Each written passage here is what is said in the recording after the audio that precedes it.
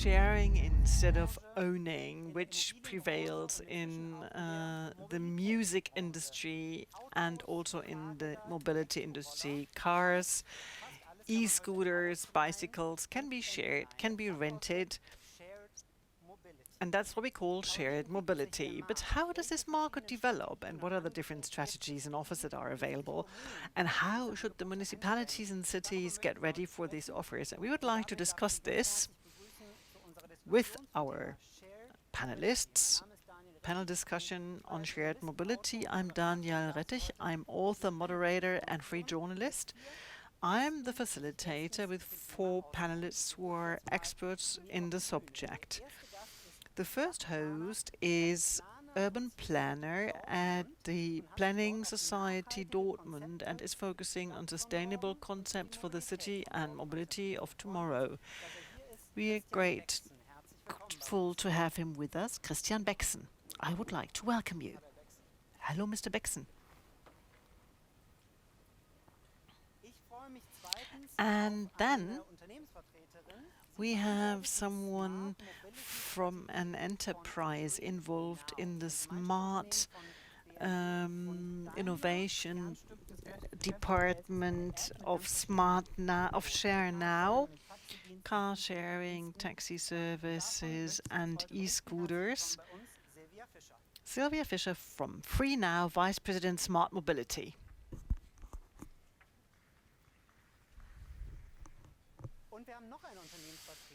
And someone else from the private sector who is very well known in urban mobility. He's the head of founder of Wonder Mobility, started in 2014 to organize drives in cities, just like Uber, but now they have swapped into software development, creating software for car sharing and bike sharing companies. I would like to welcome Gunnar Froh.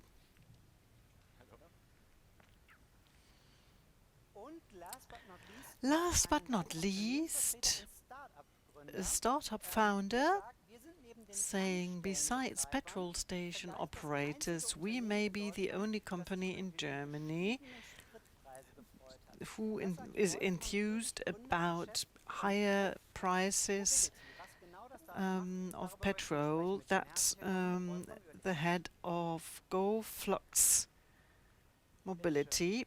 Welcome, Wolfram Fröhlich. And we're going to break this down. We're not going to start with a discussion. We'll have some keynote speeches from the private sector, starting with Gunnar Froh from Wonder Mobility. The floor is yours, Gunnar Froh. Thank you.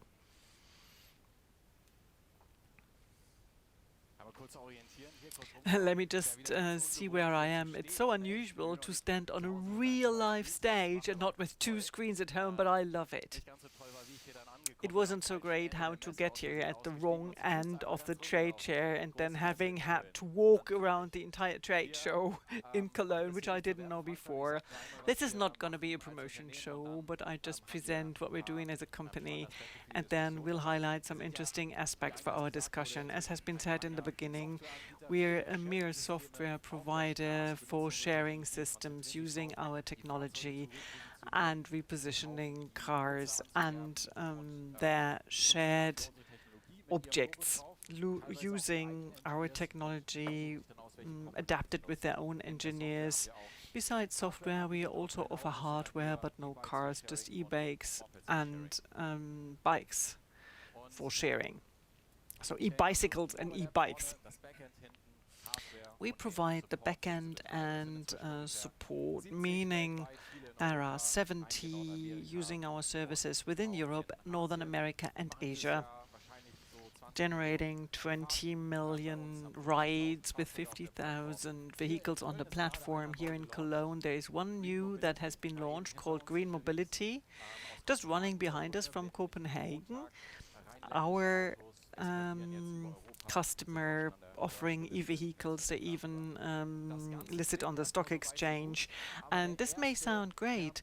However, the first core focus of attention of our discussion is to create some relations. And let's compare things at the example, using the role model of Berlin. Berlin is definitely a benchmark for shared mobility. because here people are very advanced with many providers. On the left-hand circle you see the average Berliner goes for 3.7 trips per day, which is a constant thing and can be applied to other cities. We have 3.6 million inhabitants there, so that's 13 million trips per day. We have 50,000 shared mobility vehicles in Berlin, and they use about 5 times the vehicle per day, so a maximum of 250,000 shared vehicle journeys per day. That's below 2% so far. On the one hand, it is important, it's not novel. So we've been active in the field for 9 years, and we started off with the kick scooters, but now compared with the general aspects of mobility, on the one hand, it reveals how important it is. Like, for example, scooters can be in people's ways, but cars may be much more in people's ways. But if we would want to attract investors, we would say that the market will grow by 50% per year, but up to 2030. That would be 10 times the figures we have now, and then it wouldn't only be 5 journeys per day, but 50 journeys per day in Berlin, for example. And theoretically, we've got all types of vehicles on our platform: bicycles, bikes, cars. Most growth is seen in two-wheelers and micro-mobility, so 90% of the platform are two-wheelers. And quite interesting to see which vehicles these are. Kick scooters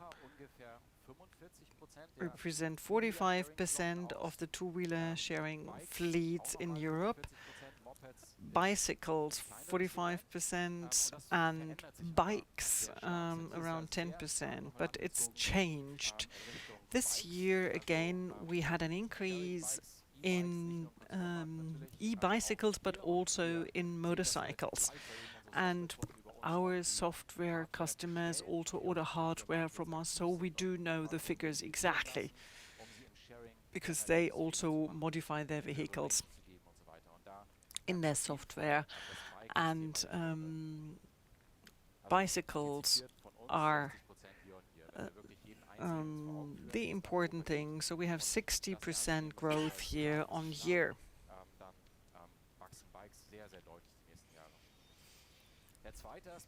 The second aspect, or the third one, this may still be small, but micro-mobility is important. And the last thing, finally, the geographical distribution of vehicles, quite important. The challenges are revealed here. Here are 60% of waste consumed by cars, and in Hamburg we have the head of department for the mobility transition. And when you go via Dammtor, for example, you see all the construction, the new signing, and broader cycle paths. The major challenge we are facing with our customers, because we grow with them, they pay a license fee per vehicle per month. We have a lack of infrastructure for these vehicles. There is a lot of conflict potential that is entailed. Administration staff in Hamburg and Berlin tell us that there is a fight for space, resulting in a problem, an image problem. And there might even be a backlash that things that have been authorized will now be forbidden. But when e-bikes are ordered, we will have a supply chain problem. So if you decide to order them now, you will not get them before next year. And then, of course, profitability is also an issue. So people think that this can't be profitable as a business model, but we have 70 operators running their business over our platform. We can see how they make it. They are highly profitable, and sometimes there is a shift. So if you know a brand and then there is a new one that is growing fiercely with a rigid focus on costs.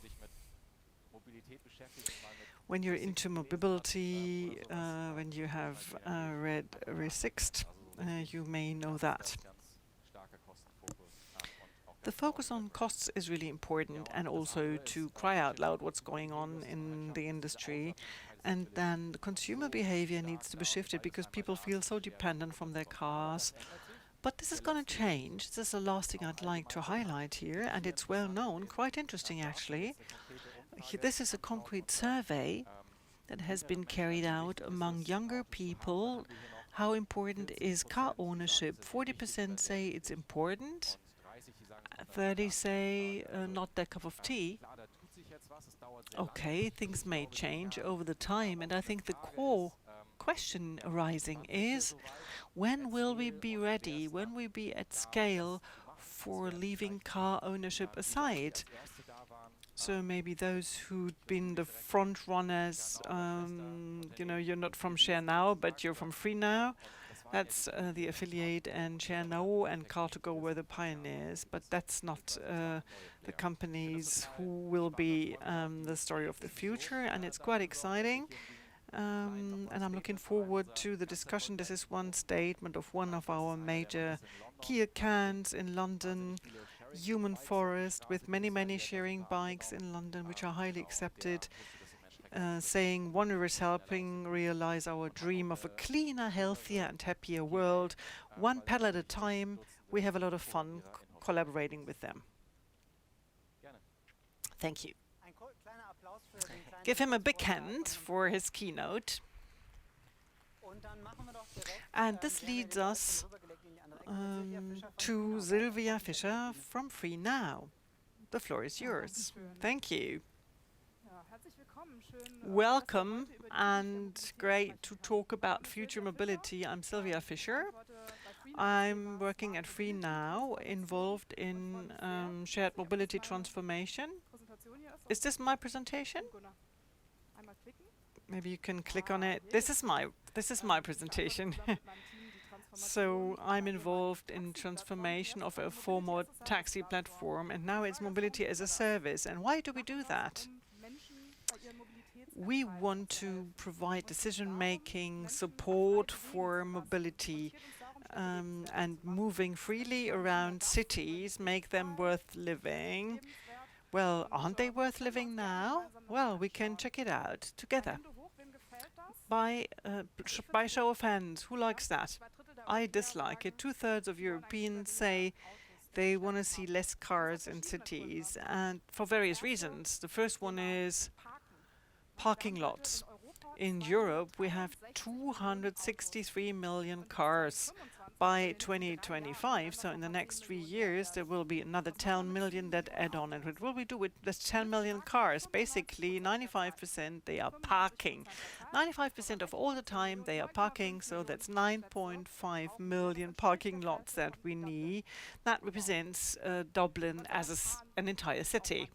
Sometimes cars drive, or they're stuck in a traffic jam, and then they pollute the air, so contributing to 27% of GHG gases. So this is actually what we want to reduce. And last not least, traffic is expensive. Also takes a lot of time and consumes space. What can be a solution? Our answer is networking. Mobility changes, and we see many new offers providing alternatives. Urban mobility is about to change, and in 10 years the landscape will be entirely different. Gunnar said it, there are so many trends and tendencies from ownership to sharing. Do we need our own car? The advantage of our own car is availability, but if other solutions would be always available and easy to use, it would be feasible. In cities, people are oriented to sustainability. This provides a financial benefit to not own a car. So in an urban surrounding, you can do without a car, and many people do that. Sustainability also works via e-mobility, infrastructure in the urban space and in rural areas as well. And we need offers on demand. These offers are available more and more in an urban space. They're just created continuously, but in the rural area they're lacking. We need urban planners, traffic planners, and data. My colleague will focus on that. So they're diverse with their various trends and tendencies, and urban mobility is about to change. On-demand mobility is the buzzword. So we see many suppliers of shared mobility. If I want to go from A to B, just to the cinema for dinner, go out for dinner, meet my friends, or go to the airport on my own with a family, with a suitcase, how can I get there? There is no clear, easy answer. It depends on the situation. Mobility is also a factor that needs to be simple and easily accessible. And if I need 10 apps to go from A to B, it's really complicated. This is why at FreeNow we want to offer aggregated mobility services via one app. And this is the trend of the future. 60% of Europeans wish to have a super app for mobility. A super app is a funny notion, but it's clear you have one central interface and platform with an offer to all mobility services, knowing that without any waiting times, traffic jams, and looking for parking lots, I can go from A to B. This is what we do at FreeNow.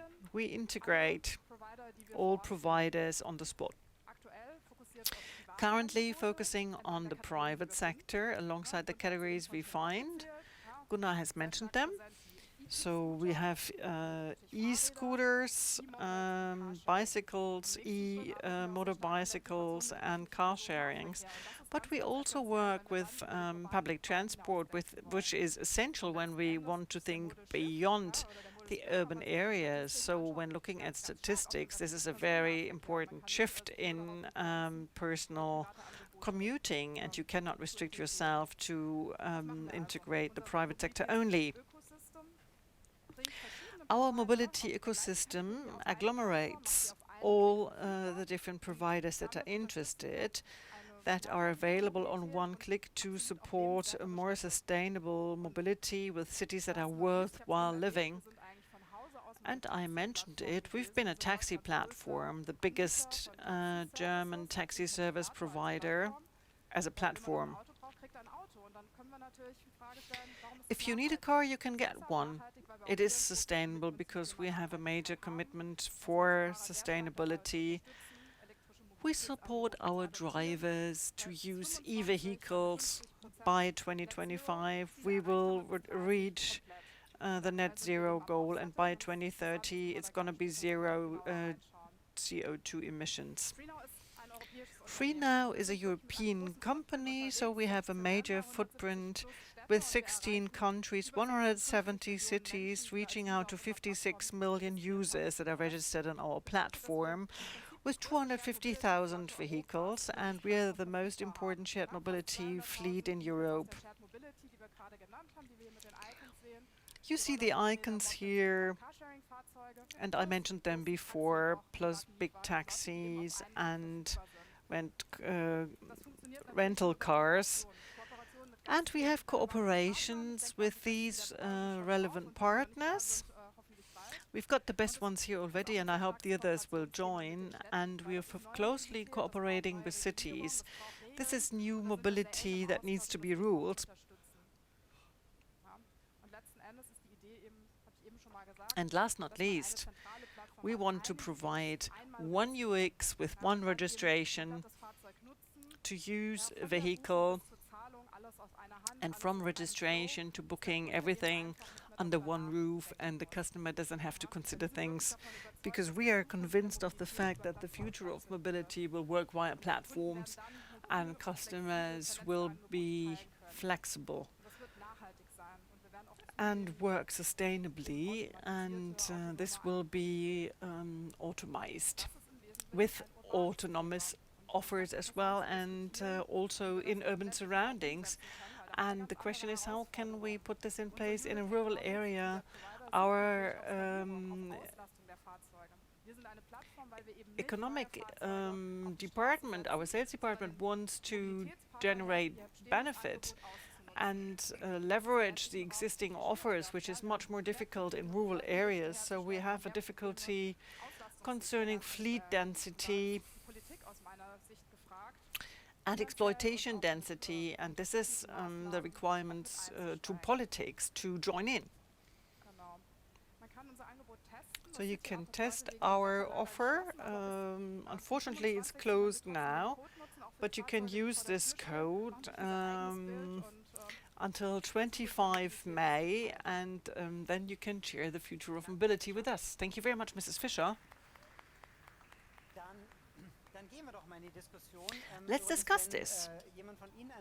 By the way, if someone has a question, there are colleagues running around with mics. If you want to ask a question, they will join you with a mic. There will also be a question that we ask you, but this is going to be in some minutes. Let me start with you, Mr. Froh.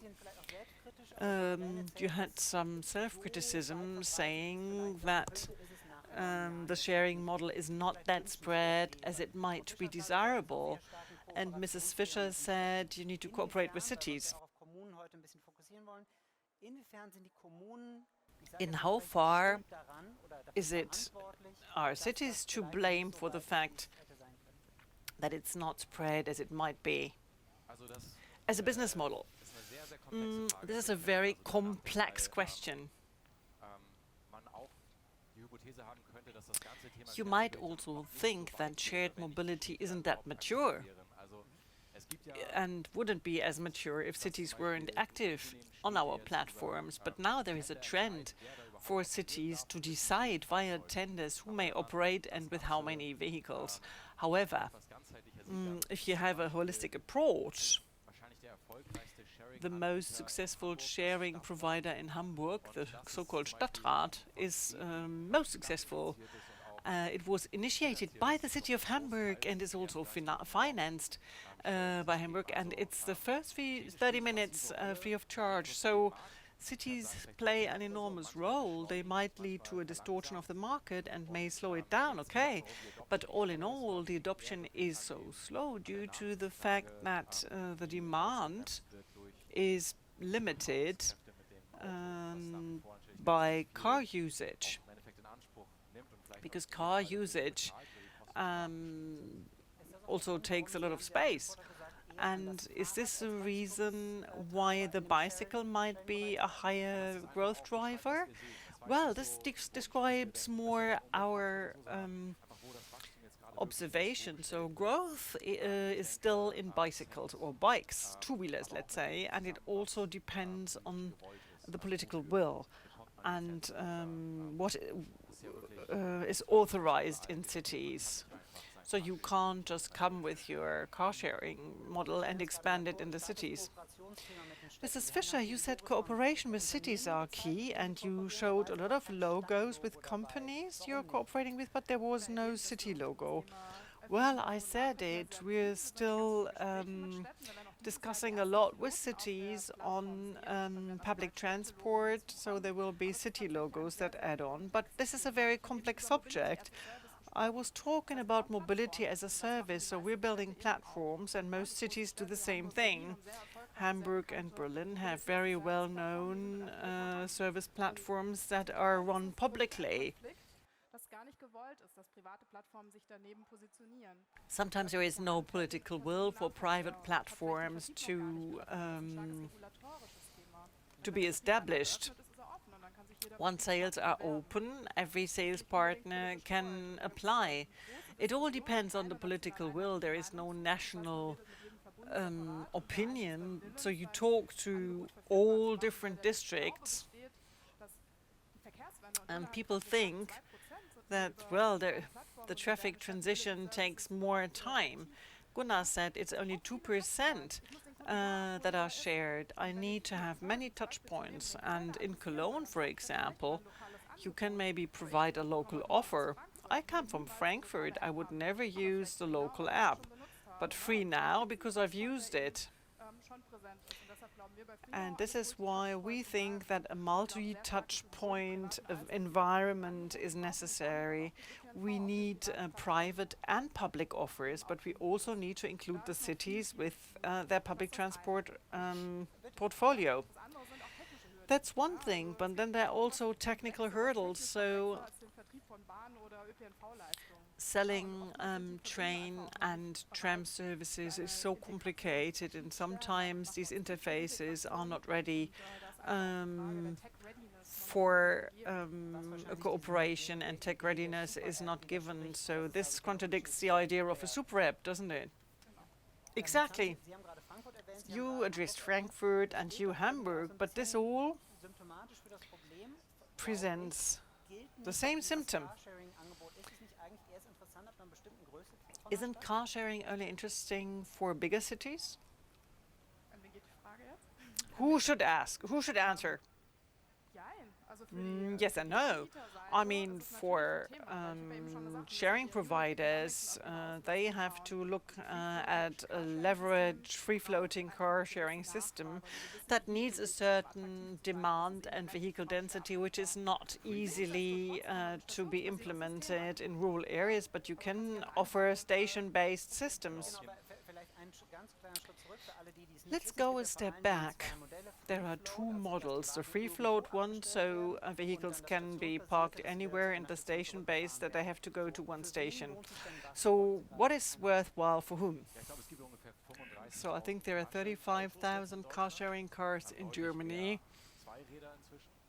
Many more two-wheelers, out of whom 50% are free-floating and the others are parked in a station, and they are also in rural areas. So in Switzerland, for example, they're much more ahead of Germany. For 4 years, they've been more in progress than Germany. In smaller areas at a station, there may be 2-3 car-sharing options that are station-based, and it can work.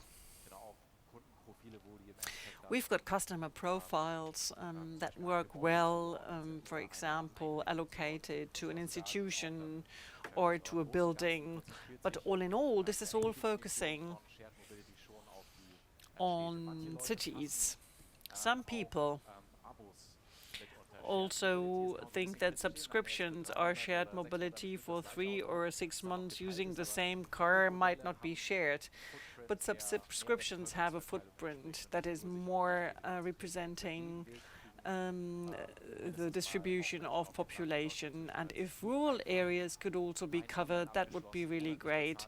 With an online access that can be terminated every month, and having a share model there would be great. Both subjects could be combined, meaning cities and political will, as well as rural areas, could be combined, because you said you've got 2% market share. You were talking about unit economics, and you always need to have a successful exploitation. So if I'd assume in a rural area I'd have less private cars because car sharing works so well, in that respect, it can also work in rural areas. The question is, how can I get there? And for private sector providers, it's definitely easier to start in city centers, because here it starts off right successfully. And before going to the rural area, you need some momentum created by the political will and some financial subsidies in order to get going. But last not least, it will work automatically in the future. Talking about cities, I come from Cologne, and of course we have car sharing inside Cologne, but not outside Cologne. And there is no even an e-two-wheeler. It's still Cologne, but it's the surroundings. And you said many people would love to use them. I would do so as well, but it's not existing. Yes, so you gave the example of Switzerland. It seems to be possible there. Well, it's possible in Hamburg. You see that. So the Hamburg example. Well, that's the question of the business areas that are covered by the providers. But if you have 2, 3 million people, and how many of those are living in one of those operating areas of the business area? But it's more than Cologne. That's what I wanted to say. Well, without bashing Cologne, in a lot of other metropolises, it's the question: how can you install this in the environment with the population that is increasingly ready to do away with their own cars? But we still talk about they would, but it's not possible. But does the town have to become more active? That's a political question. And so merely political question. What should be offered publicly and what should be subsidized in terms of tax? But that's not so easy. And I think also if you take a closer look at these subscription systems that is available everywhere, because traditionally, well, I have to find an appointment with the dealer who closes on Saturday lunchtime. Then I have to have another appointment for the test drive, and then I have to decide for a car that I'm going to keep for next 3 or 4 years. The question now is, so we don't even need this in the next season. Perhaps in the summer we don't need a second car in our family. In that time where somebody stays at home with the children, and when the situation changes. So, and this opens the doors to somebody who says, I paid for the car, I've got it. No, I inform myself on the alternatives. But it is a very, very slow transition. And if you don't take a look at the individual operators, but if you take a look at the overall picture, it's still very small. Now, Mr. Becks, from the urban planner's view, so you elaborate sustainable concepts for the city of tomorrow and tomorrow's mobility. And does the shared mobility play a role in there? Well, our office is also has a task to tell the towns to further develop in sustainable mobility, and shared mobility can be one element of many to do that, of course. So we are strongly focusing on bicycle traffic and pedestrian traffic and public transport.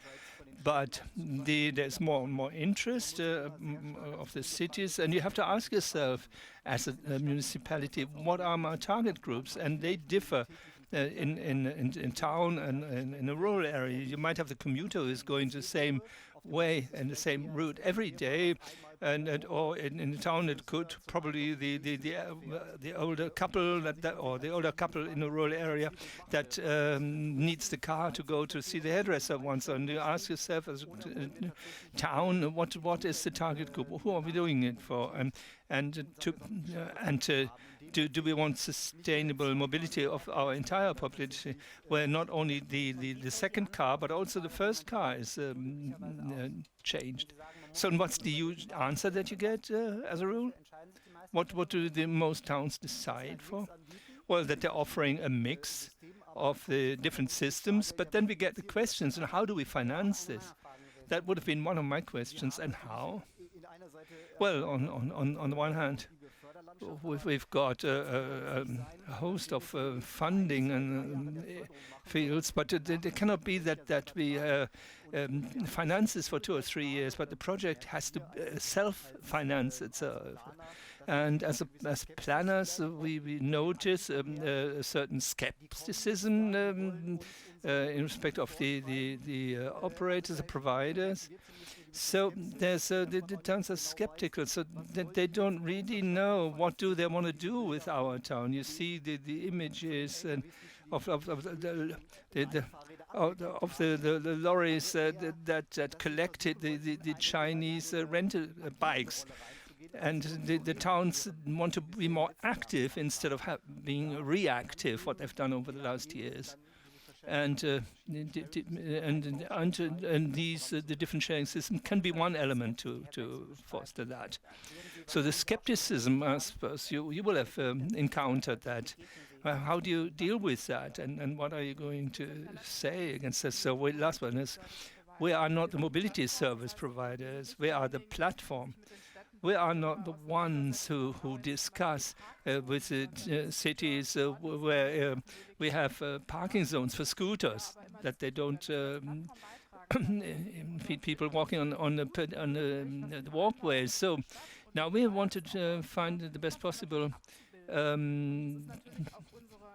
possibility to tell the cities and the municipalities that we have a common interest in implementing a new mobility and to find good solutions together with the cities. And you mustn't forget the scooter subject. That's 3 years ago, and we're still innovating, and the subjects are new, technology is optimized, regulations are optimized, and the cities say that do we have a call for offers or do we wait until the providers come to us? And we support and are ready to support both sides in this dialogue. But I think you should clearly say so. My impression is the reason why we do not have considerably more sharing vehicles on German streets is not because the providers would like to, but they don't get they admitted to operate. They don't get a permit from the towns, but they want to. They don't want to. They want to have more profitability in order to perhaps double the fleet. But as operators, they have not. So they haven't achieved that people do not spend their money on the shared principles, but people spend a lot more money on the purchase cars. So, of course, I'm working in this industry, and I want to do all this myself. I did away with my old Volvo last summer. I sold it, and then for 8 months, when I could, I used the sharing cars 3 to 5 types a day, and we share an Emmy, whatever, and miles, whatever I could find there, no matter what it cost. But I must say, though, but you weren't, you live in the center of Hamburg. Yeah, well, at the limit of these operating areas, and 25% worked, and 5% it didn't work. I don't find a car, and those are the moments you don't want to have once or twice a week. So from a meeting where others sat around the table, I looked at Volkswagen.de and I held my identity card in the camera. I subscribed to a car, and that was going to be delivered in 2 weeks at exactly my address. So as I said, I'm driving my own car. And when I used the sharing system all the time, I did 300 trips on Emmy, and I spent less than €1,000. And now the ID4 subscription costs €700 a month. So after 6 weeks, I spent the same amount as I spent for half a year when using Emmy. So the trips there cost €3, €4, €5, and that's too much because I go somewhere else because that only costs €3. And when this is about having your own car, you're ready to pay a lot more. It's almost impossible to spend €700 a month in a sharing system. So we have price competition here, and we have established no premium. There is no emotionality. Why did I say the ID3, the ID4? Because I didn't need this, but the ID3 is too small. But you could have got that for €499, and I got the one for €700 because it's cooler. And in a sharing system, did I ever think to pay €1 more to get a better car? That has not been established, and that's one of the core problems on the revenue side, the core problem of the industry. Not that the cities do not want to, but as operators, we don't manage to convince the people to spend the same amount of money for ourselves because the systems are not branded and they're fun. And because the €5 or €10 you pay for sharing hurt you and your purse at that point in time. And I said, I don't see this. If I got a mail every week, that costs €150. I think, I only took the car once for work. So, but this is behavioral economics, how that works. So once you've used it, you don't think about it anymore. The central problem of the sharing system is that there is no significant revenue generated because people get a lot and they don't pay much for that. And one point I think is right. You said 700 euros. But there's still 6,000 euros premium, bonus. Well, and they can offer the 60,000 euro car only because it's for 600 or 700 a month because there are these enormous subsidies, and that's what we don't have in the sharing sector. So the lack of coverage. 99% of all German towns of more than 100,000 inhabitants have car sharings, and 99% and only 5% of the cities with less than 5,000 inhabitants. Can you change this from an urban planner's point of view? Well, it's got something to do with the density of population. You've got the small towns with 20,000 inhabitants. Of course, it's difficult to find a provider to enter this market. There, you must have models that the administration says, or you find companies locally, and they say, okay, we provide you with some sort of basic revenue or turnover, and in other times it can be freely available.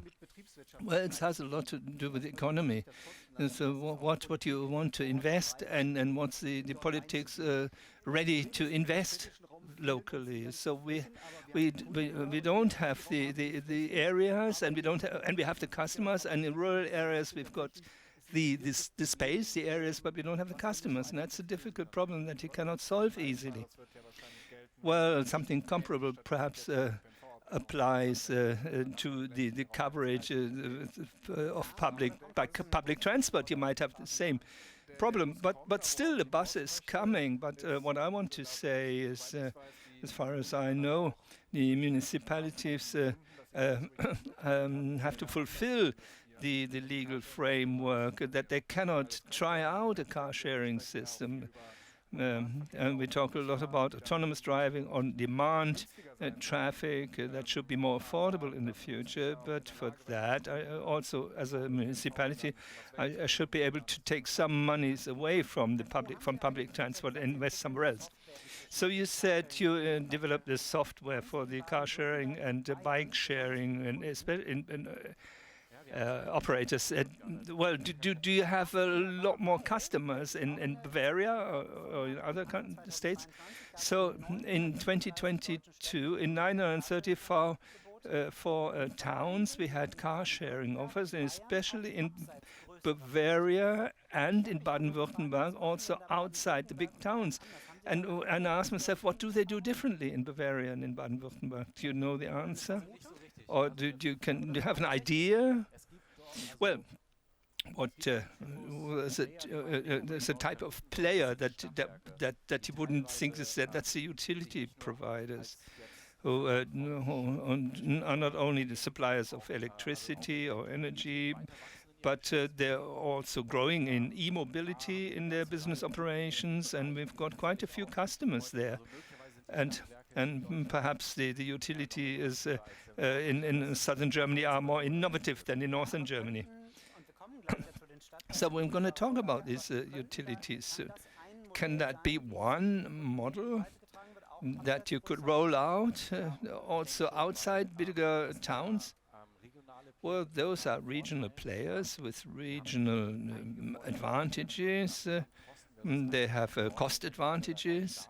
So a new company that would start by using existing infrastructure and staff that's already using the cars. So, but also in part, they tolerate or accept losses because they see this as part of their marketing budget to create visibility. So, and Rheinenergie, for instance, or Süwag in the Frankfurt area, they calculate like that. They say, okay, we have this, we're never visible, and our product is not visible, and now we're everywhere. we're visible in all the streets. So it's sort of a mixed calculation why I do this, and they don't only live on the revenue generated by the scooters. So now, one question to the public now, to the audience. So, is any one of you thinks what the German car sharing capital is, where there's the highest density of car sharing offers compared to inhabitants? Karlsruhe. Why Karlsruhe? Well, a number of station and free-floating base car sharing operators. Yeah, give him a round of applause. The answer is correct. It's Karlsruhe. And that is in line with what you said, that they have a different access in southern Germany to this type of business. So now you always look at where it's worthwhile doing business for the operator. Now, I think some decades ago the trams were invented, and when they tried to do this in private operations, that they wouldn't have continued to use trams. Are we not at the same point where we realize that it's impossible to provide solutions for everyone at one point? Well, such findings. And a lot of people in the industry realize that, and they think, okay, it's not a new private product. Is that not only? Is that not also public transport? And we look at the same concept in the car sharing industry and public transport. Who is going to run this privately, or is this going to be run by the municipalities? So like in Hamburg, the public transport is subsidized by 35%.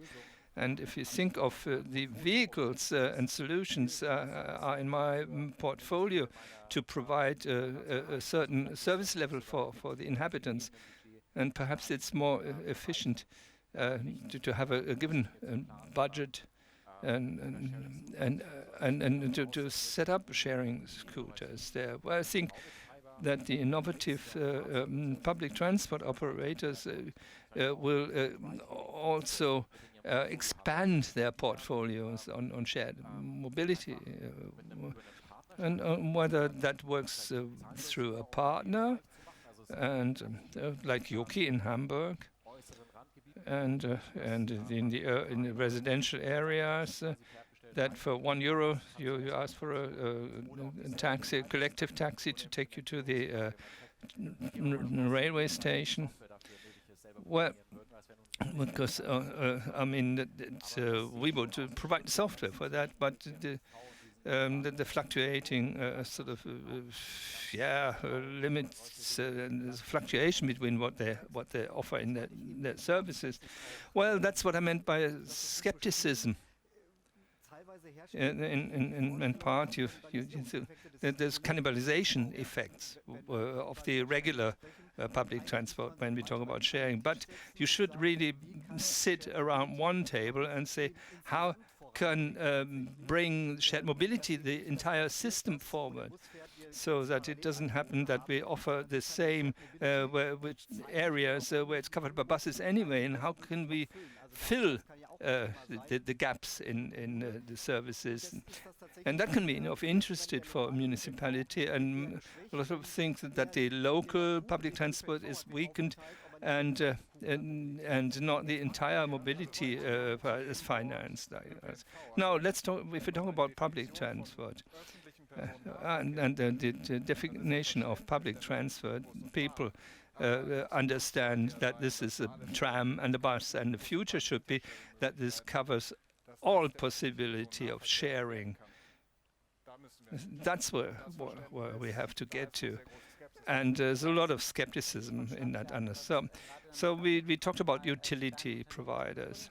So you founded the Go Flux Mobility for common commuters or commuter communities, and you start cooperation with the town of Bonn utility providers. So So how did this come to this cooperation? We're already cooperating with the linked transport system Rhein-Sieg, and they said they want to become a mobility company. And in the strategy, they navigate towards navigate beyond bus and tram, and in Bonn they started with the tier mobility, a next bike, and the next one is a sort of a community, sort of common driving to one destination. There are some very progressive companies.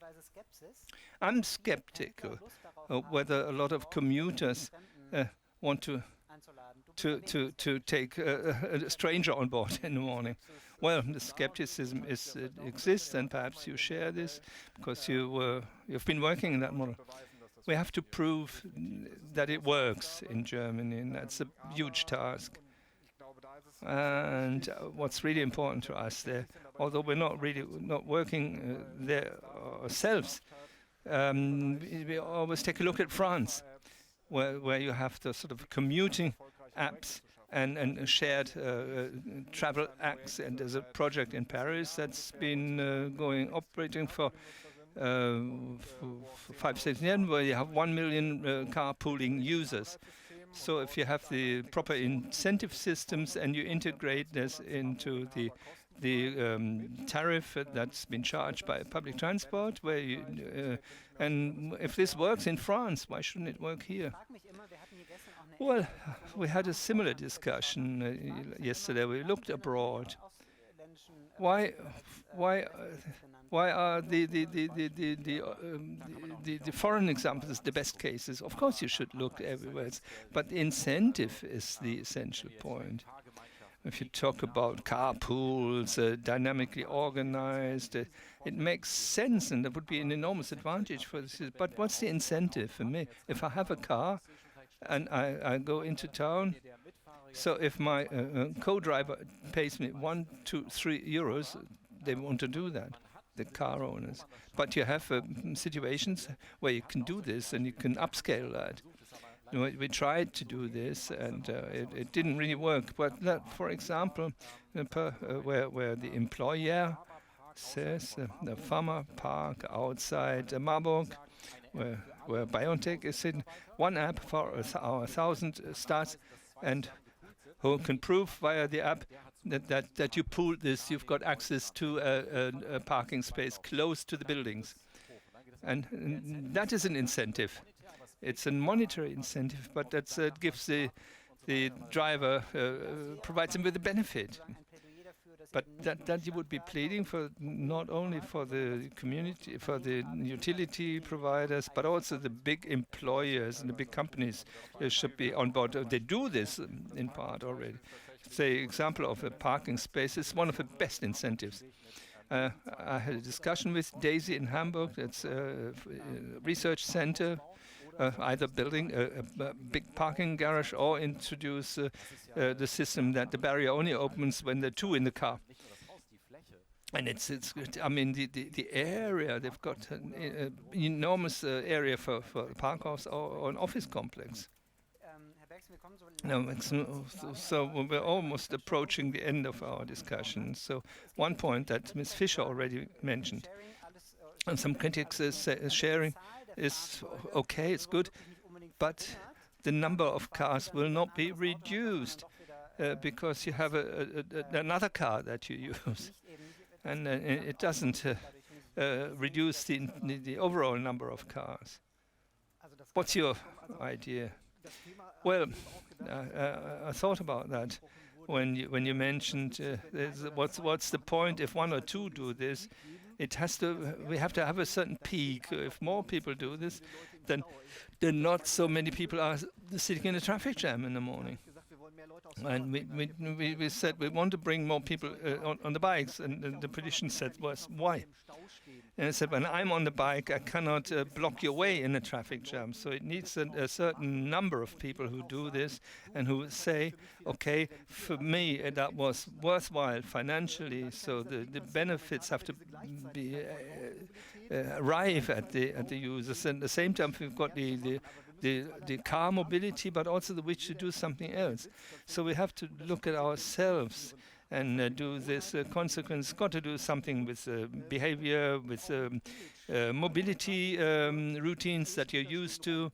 I only read now the e-scooters are standing around, and some person has fallen over the parked e-bike. But the benefits are not underlined enough, that people also say, I do something for the entire society.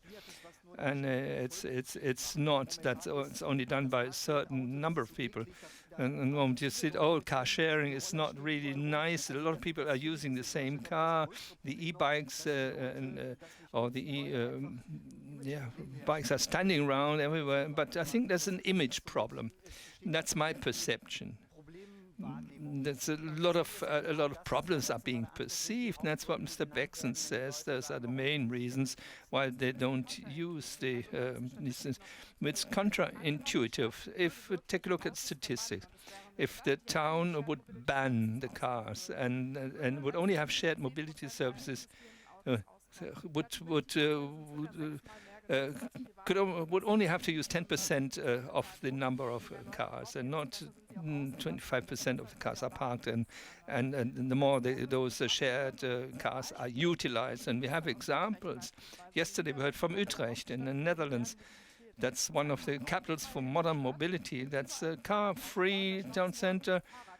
You have a bicycle jam every morning. You have all sorts of shared mobility there. We don't have these problems. And car sharing is used because the customer doesn't have his own car. But if he goes to the beach tomorrow, there's a car that he can find at a certain station. Well, I was 6 years ago. I parked in Stockholm. I paid 35 euros for 6 or 7 hours, and that was not very central. So that means, how do we manage our spaces? That's one of the subjects, and that could be one approach to make this expensive. So before we come to the last question, I'd like to look at the audience and say, if one of you has a question. This gentleman, he knew about Karlsruhe, has a question. This gentleman on the right in the front row. Oh, well, I'm from We Share. I'm a mobility provider. I have a remark, and it's exactly what you said. For 10 years, all traffic scientists says make parking more expensive in town. So if I have a parking permit where I live, it costs me 20% ordinance.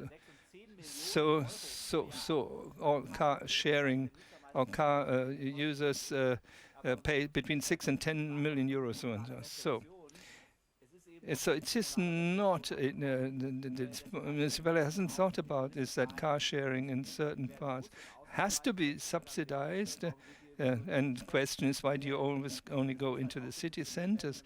And it has to be subsidized, and you have to have the same market conditions all over Germany, and so nobody so a parking permit for residents 10 to 20 euros a year, but nothing is really being done. So thank you for your remarks. So let's hope that amongst this panel contributed to the fact. So apart from Mr. Froh, does not have a car of your own.